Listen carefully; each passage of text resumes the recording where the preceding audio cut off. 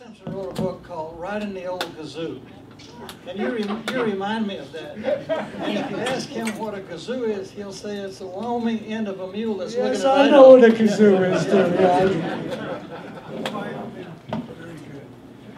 But I got to tell you, this guy's had 2 or 3 books #1 on the New York Times bestseller list. That's not too bad. This guy was voted New Mexico's favorite writer. I can't imagine why, but... And Forrest has sold more books than all of us together. And cut out the middleman, too. You know, I mean, it's pure profit for this guy. It's amazing. It is. Do you know he's made more profit on this book than it cost him to bury in the treasure? No, I don't know. That's not true because the profits are going to charity. But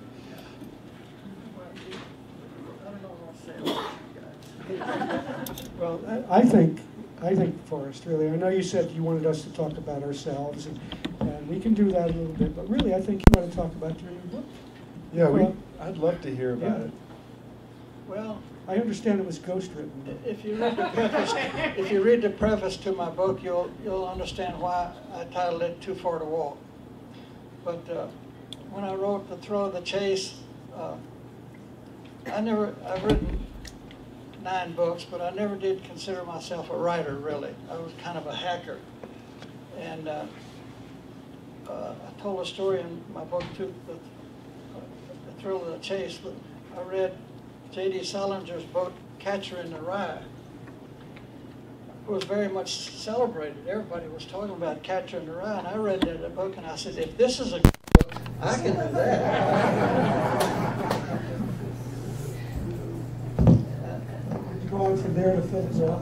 I grew up with Mickey Spillane. Mickey Spillane. Yeah, my gun is quick.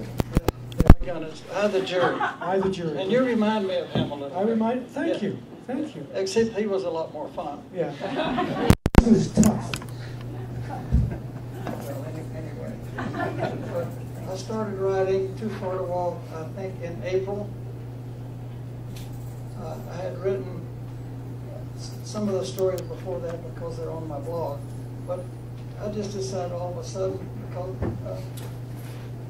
when I wrote The Thrill of the Chase, I'd sit at my desk at night and read the book, and I'd tell myself, you know, I really like this book. I never heard a writer say that about his own book before, but I said, maybe I'll just do this again. And so I took some things off my blog and added a few stories to it, and did a little bit of research on the computer, and 4 or 5 months later I've got Too Far to Walk. But it's more of a peek back into the scrapbook of my life, things I've done, things that have happened to me in places I've been, and I credit my wife with pushing me through my life some. She's hiding. Hold your hand up, Peggy. You deserve it. I have to say that when a writer writes from his heart, when a writer is compelled to write a story, when there's no avoiding it, that's usually when the best kind of writing occurs, because it's got a life of its own, it's got a purpose of its own. And so the fact that you weren't finished with after The Thrill of the Chase, that you had more of a story to tell, and you are a good storyteller, is a testament to the fact that this is something that you were compelled to do, and that you did it with that kind of motivation. It's really where the best writers come from. Well, you 2 guys write murder mysteries, and which means that you have to know what you're going to say before you get started.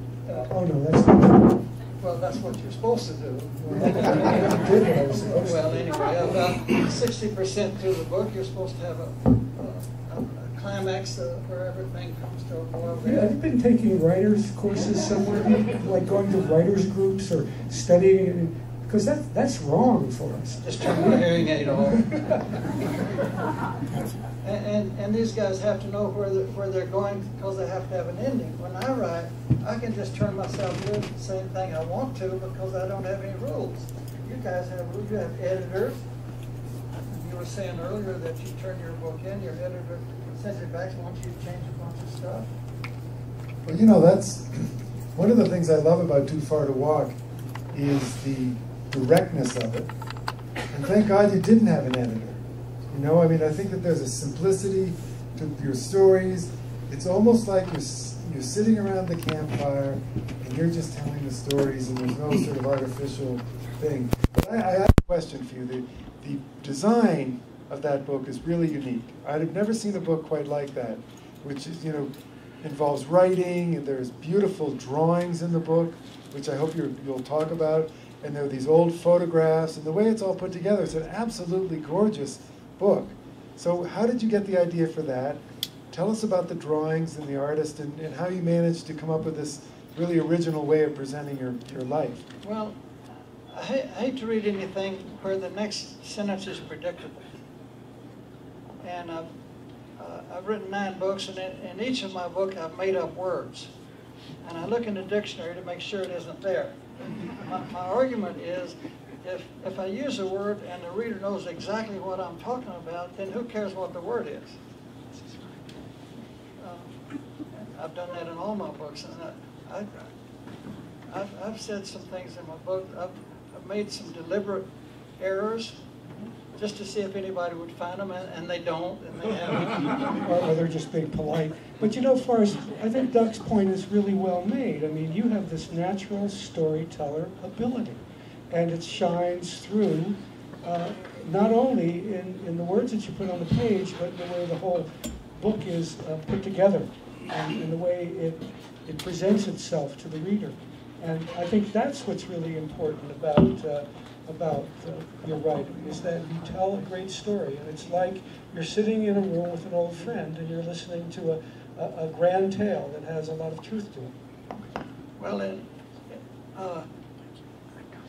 The Thrill of the Chase, I talked about Hemingway's book, For Whom the Bell Tolls. And I talked about the mud and the dead horses and whatever. And I talked about being World War I and all the terrible things that happened. But it wasn't World War I at all. It was the Spanish Revolution. Not one person called my attention to the fact that I had named the wrong war in my book. Again, it's being polite. That's because people are afraid of you. Yeah, they're terrified of you. We know that you can put out a hit on either one of us at a moment's notice. Well, you were talking about my book. I see Lou Bruno there. Lou, stand up. Lou's not bashful. He'll wave to you. But Lou has been my, I don't know, what do you call yourself, Lou? Creative director. Creative director, yeah, that's jargon for making things happen. But Lou is the one that hired the designer for my book, Susan Caldwell. Is Susan here? No. But anyway, we have meetings once a week, and we go over, they propose things to me, and we discuss them, and I approve them, and we go back and forth, and when the whole thing is finished, Lou lets bids for the printing, and goes to the binder, and he makes that. So I'm at home laughing at Lou while he does all the work. You're saying it's a collaborative effort. Yeah. Well, I think any book, whether it's done with Lou or done through my publisher or done through Doug's publisher, winds up being collaboration, because all of those things have to happen regardless. And fortunately, you're in a position where you can control a lot more of that than we can, but still, it's got your name on it, and you're the one that bears the total responsibility for it from beginning to end and from cover to cover. Yeah, but it doesn't mean that I can't blame them. No, blame Lou. No, absolutely. Blame Lou. Yeah, Lou, you're blamed. But I had a pretty good illustrator, Danny Bodelson. I've known that family for, there's 10 kids in Doc Bodelson's family, and 8 of them have worked for me over the years. Really? All 8 of them? Yeah. And these guys write mysteries, but they don't illustrate their book. I can understand why you don't have an illustrator for your book. Wait a minute. There was artwork in Hard Country. And I take umbrage at this. In Hard Country, there's artwork. There's a map. There's a map. That's not an illustration. And there's 2. There's a map, and then in the various different sections, there's a photograph. Section Let's 1, talk about Doug's books. The I tried to convince, Forrest had this idea, why don't you illustrate one of your thrillers? And I thought, the more I thought about it, the more I thought, that's a really good idea. I mean, books used to be illustrated. All the Sherlock Holmes books and stories, when they were published, were illustrated. That was a very common thing in the 19th century. Dickens' books were illustrated. So I went to my publisher, and there was just absolutely not. No, people will think it's a children's book. I said, this is a way to distinguish something, to elevate this above the crowd. Just there's so many thrillers published, so many murder mysteries. This will be something different, and they wouldn't even think about it. So when you look at the great books, Last of the Mohicans, Blackbeard, I could go all down to that were books that were illustrated by the Brandywine School painters, N.C. Wyeth, Harvey Dunn, Howard Pyle, Maxfield Parrish, W.H.D. Kerner, and they're wonderful. Those books would not be 20% of what they are without those illustrations. I totally agree with you. And in a way, I think I tried to do something like that with my first 4 novels. The first 4 books that I wrote, 2 of them were published by W.W. Norton, 2 by Scribner. I got the grandson of Peter Hurd and Henriette Wyeth to do the illustrations for the hardbacks. Peter de la Fuente, who owns the Wyeth Hurd Gallery here in Santa Fe, did the illustrations for the cover art for those 4 first novels of mine, and they took off and became collectible, partially because of who the artist was and the relationship to N.C. Wyeth and Peter Hurd and Henriette Wyeth and Andy Wyeth, and people were collecting those books on the basis of the cover art for the first 4 novels. That's very interesting. That's really interesting. But you guys are big shot writers. You should not let your editor tell you how to make a book. Why don't you tell him how you want to do it? Doug and I are leaving. We're leaving tomorrow. We're going to New York City. Good. We're gonna kick The some bus butt. leaves at 8 o'clock, I think. But, anyway, but this book, I've really enjoyed reading the stories. It's the kind of thing you can dip into it and read a story, and then, but as I was reading this book, and I know that this is a subject that some of you are very interested in, I was realizing, boy, you could get out a map, and in fact there is a map in the book, and you could trace where Forrest is gone from reading this book, and you know what? That's a pretty big, there's a big hint right there to where this treasure might be buried. Honestly.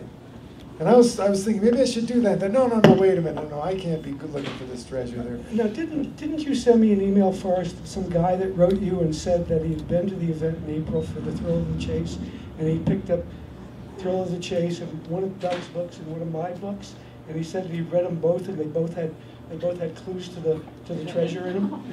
Yeah. So there are people out there that are reading our books, Doug, thinking they're going to find. That's why I want you to read Backlands. When it comes out next May. I taught these guys everything they know, but not everything I know.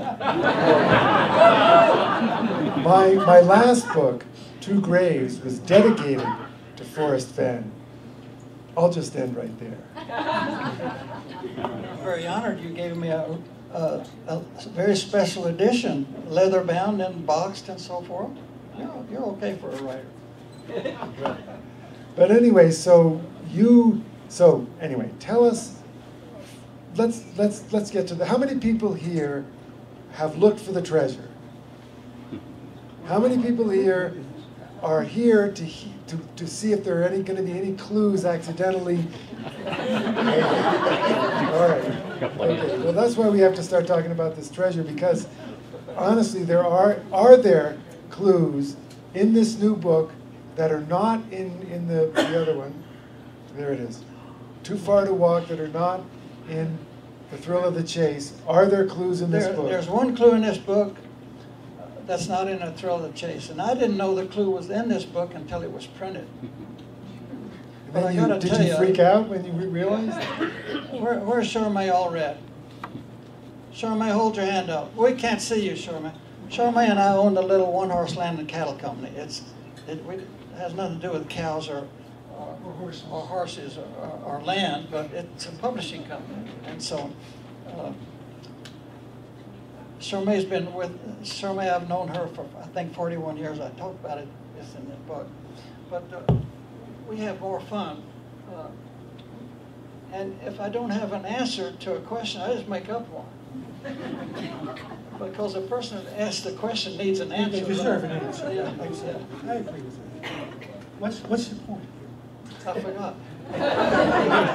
Don't forget, he's just teasing The everyone. clue that you didn't know was in the book until after the book was finished. Yeah, that's right. The accidental clue. That's a good title. I like that. I like You that should title. write a book about The that. accidental clue. But let me talk a minute about the cover. Those of you that have been on the blogs know who Dal Neitzel is. He lives on a little island up in Washington State. But about 4 or 5 days before we were going to the printer, we didn't have a cover. And so I called Dal on the phone. I said, Dal, go to the Madison River, where I put a little rubber life raft in the water and fished for 3 days down to Baker's Hole, and take a picture of your shadow in exactly that spot where I put the rubber life raft in the water. And he did that. The shadow wasn't on there. We had to fake that later. But I think that's interesting that this is the very spot on the Madison River. It's about 10 miles from Baker's Hole. Huh? That's where the treasure is. Are you impressed with that? That's a great story. I love that story. That's where the treasure is. And I tell the story about river bathing is best in this book. And this green around the edges, Dal Neitzel took that photograph exactly in the spot where I used to bathe when I was a kid in the Faro River in Wyoming. So that adds a little intrinsic value. That's good. Yeah. Do I see the gleam of gold in that picture? Yeah. Is that a coin right there? Is that a clue? You wouldn't know it if it was. I wouldn't know it if I don't. But Forrest, you were telling me about how many emails you've gotten and how you're answering them. Talk about that. I was astonished. Well, I passed 24,000 emails a couple of days ago, and I'm still getting about 80 to 100 a day. But if a person writes me a real nice email, signs their name, doesn't ask me any questions, then I respond to it. Well, I have probably 15,000 emails that say, Mr. Fenn, we know we're not going to find a treasure, but I want to thank you for getting me and my kids off the couch and out into the mountains. And that's very rewarding to me. That's one of the reasons I work. And Is there going to be a third book? What? Will there be a third book? Dorothy has asked for a third book, and she asked me to see whether or not you'd be willing to write a third. Are you asking me to say something about Texas? I don't understand what you're saying. Texas? Taxes? No. Will this be a trilogy? Will you continue the story? Will we have more to read? Well, I started writing a children's book, and I found that it came so natural to me. I didn't want to embarrass myself by finishing the book. So I don't want any suspenses anymore. I don't want deadlines. I don't want Lou Bruno telling me I can't do this and I can't do that. So I decided that I'm just not going to write any more books, I don't think. Well, the I don't think at the end of that sentence does leave a lot to be desired in terms of whether or not you will or won't write another book. Who invited this guy? Would you like me to restate the question? No, I don't understand you. Are you going to write another book first? I don't think so, but I've written 5 books since I first made that statement. So I don't. All right, the answer is clear, folks. The problem is that I don't consider myself a good writer, and I work 10 times harder on a sentence than you guys do. I don't It takes believe a lot it. more out of me than. Your sentences seem so natural. You know, the best piece of writing advice I ever got came from someone who said, look, if you're writing something and you're just all hung up and you can't, it's just complicated, you're trying to say something and it isn't working, just think of the simplest way to say it, the cleanest way, just say it. Forget the metaphors, forget the fancy, language, forget the big vocabulary, just say what you want to say, and that's probably the best way. Doug, sometimes when I get to an end of a sentence, I forgot why I started it in the first place. But Forrest, you have to listen to what Doug's saying because it's very important. what happened in the early part of the 20th century is that good storytelling got hijacked by English professors who decided they were going to be the ones that were going to tell the reading public what constituted literature and what didn't. Okay? And for the last 120 years or so, people have been falling for this idea that writers have to write in sort of a painterly way, with lots of big words and lots of allusions and lots of metaphors and lots of this and lots of that. And 80% of those people who write those books are college professors who can't make a dime as writers. But they can teach other people how to write literature, right? Good storytelling is what the novel was always based on, right from the get-go, right from the beginning. It's always been adventure. It's always been exploration. It's always been the story of people, of men and women, doing remarkable things. People push to the limit. And that's what you do. You're a storyteller. Don't sell yourself short. Yes. Hear, hear. If you read in The Thrill of the Chase, I wrote my obituary many years ago, and it says, "I wish I could have lived to do the things I was attributed to." Well, yeah, and in your case, there's been a hell of a lot attributed to you, too, over the years, right? Right? Peggy's nodding. Yeah, she's nodding. Yes, I often hear Forrest referred to as the controversial Forrest Fenn. Eccentric. Which is quite an honor, I think. Well, I've been called eccentric, and I'm flattered by that, because the difference between an eccentric and a kook is that eccentric has money. You know, and one of the things that allows you to become even more eccentric, Forrest, is to be a writer. Because writers, by definition, are eccentric. 5 years ago, I couldn't spell Arthur. Now, R1.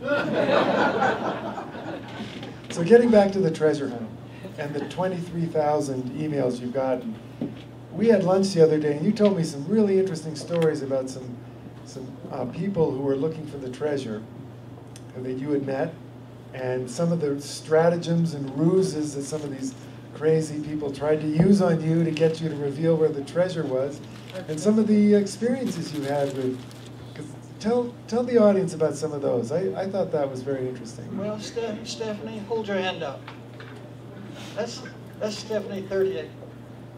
This is the 45th time that she's gone looking for the treasure from Chicago. Woo! You better give her an A for tenacity. But she enjoys it, and there was a lady, a writer from Texas, called me on the phone and she said, "Mr. Fenn, who is your audience for this book?" I've told this story before, and I said, "My audience is every redneck with a pickup truck and lost his job, has a wife and 12 kids and nothing to do.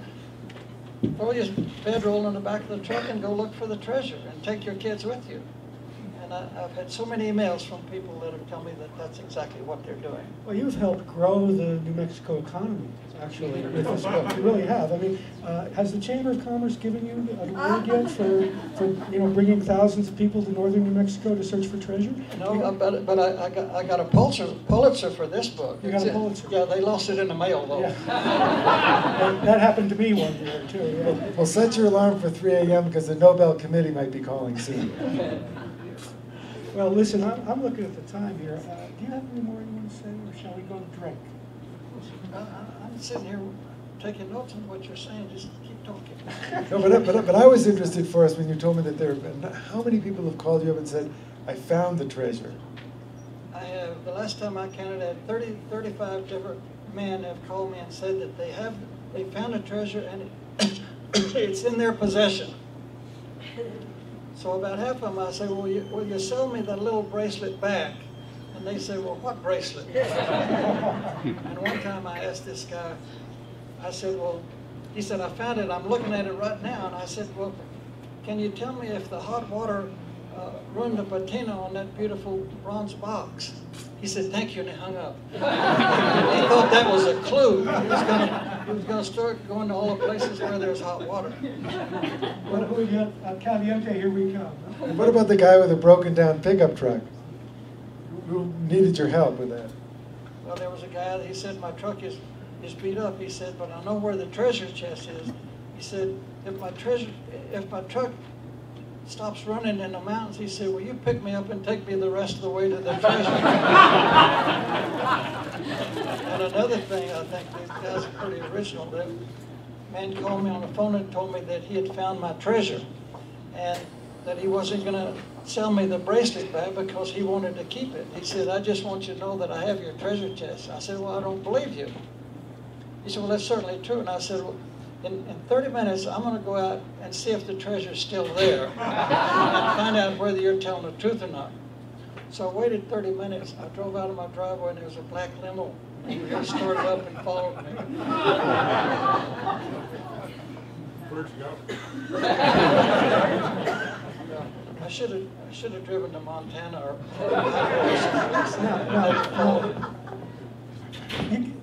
You've got to answer this question truthfully.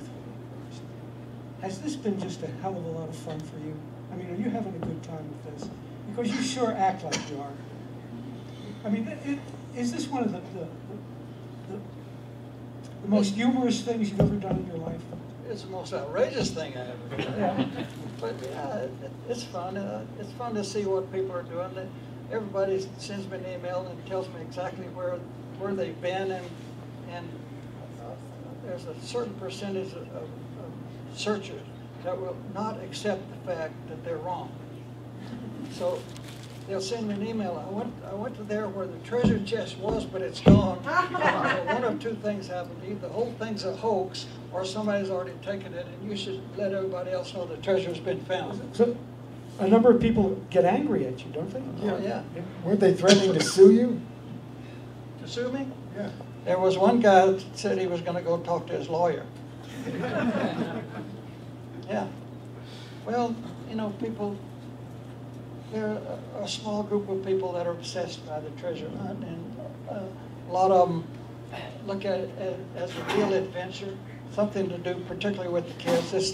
This last summer, you know, I don't know how many people were looking, but I wouldn't be surprised if 30 or 35 or 40,000 people were looking. The emails I get, and I get emails from little kids, you know, 8, 9-year-old kids are sending me emails and saying, my dad won't take me out again this weekend. Would you call him, please? On the converse of that, Forrest, I'd like to ask the audience how many people here have never looked for the treasure? So there's Peggy's got her hand raised. Peggy, you raised your hand? Yeah, okay. Peggy, what do you think of all this treasure hunting business? You don't want to know. She says, you know, That's right. But I know what you really think, Peggy. We all know. But I know it's got some of my gold in it. some of your gold? Yeah, Some he of your bought it gold? from me. He bought it from me. I sold him crude rands for $2.20 an ounce. Yeah. Boy, what a chump I am. Yeah.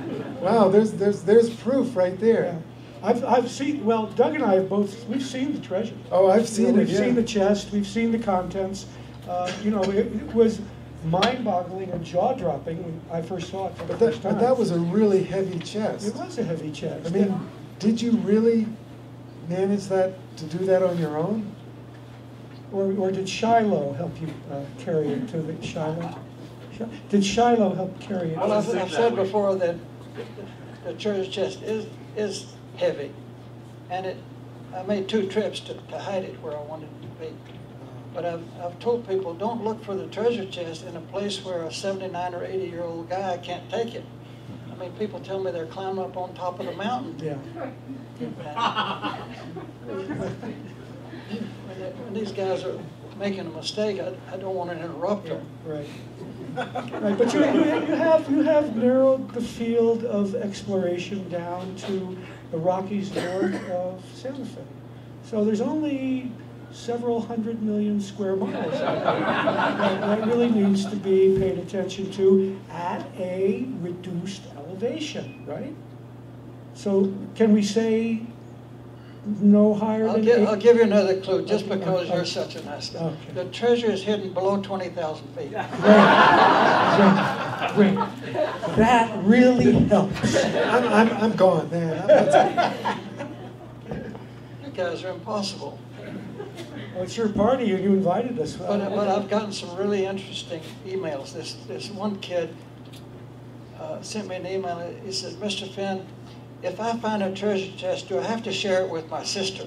And you said, yes, you do. And I wrote him back and I said, ask your father. And he wrote back and said, no, I don't want to ask my father. Do we want to take some questions first? Are you up for a few questions from the audience? Sure. We'll repeat them so everyone can hear. So. Okay. The fellow in the back there. Hi, Forrest. I was here for your last. Can you speak up a little bit? Yeah, hi, Forrest. I was here for your last review, and Dal was here. Stephanie wasn't, though. I read your blog, so. I know that you've been giving clues on the Today Show, and the last one that I heard was it's not in Utah, not in Idaho. Has there been another clue given out since then? Okay, the question was, you've been giving clues on the Today Show, and he heard the last clue was that it was not in Idaho and not in Utah. Have you given out any other clues since then? Not deliberately. Just the accidental one in the book. But you know, those clues are not really viable, because if you look at a map of the Rocky Mountains, there's this much of it is in Idaho and this much is in Utah. So it's really, I haven't given a clue I think that was going to help anybody substantially. You know, he really doesn't want anybody to find this treasure. Well, you know, let me put this in perspective. So many people have decided they're going to take a picnic lunch out on Sunday and look for the treasure, or something to do over spring break. I'm looking at 100 years down the road, 1,000 years, maybe 10,000 years down the road. It took me 15 years to write the poem. I changed it so many times, and I've said before that I didn't write that poem. It was written by an architect. I mean, each word is deliberate. So the chances are not good for researchers. Stephanie, I'm sorry. But keep looking, keep coming to New Mexico, bring your charge cards. You won't tell me to stop. She's been to Idaho, Montana, Wyoming. It sounds like a Neil Young song.